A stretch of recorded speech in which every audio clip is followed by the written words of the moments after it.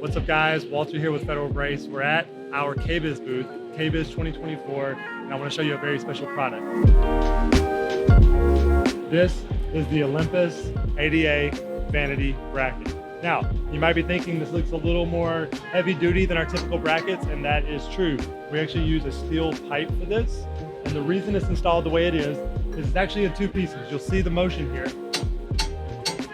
where this is actually just a tipping plate, and this actually mounts into the stud base. Now what that gets you is it gets you the perfect height for ADA applications. You're gonna be able to get a wheelchair in on a Vanity application, and this being a separate installation, you can actually see the fasteners here if you come in close. This is actually installed apart from the main part as an assembly construction. The reason we do that is you're actually able to move the Olympus inside the stud according to where you need for the edge of that Vanity. This thing will hold 500 pounds and is sized exactly for ADA compliance, and it's available now, federalbrace.com. We'll see you next time.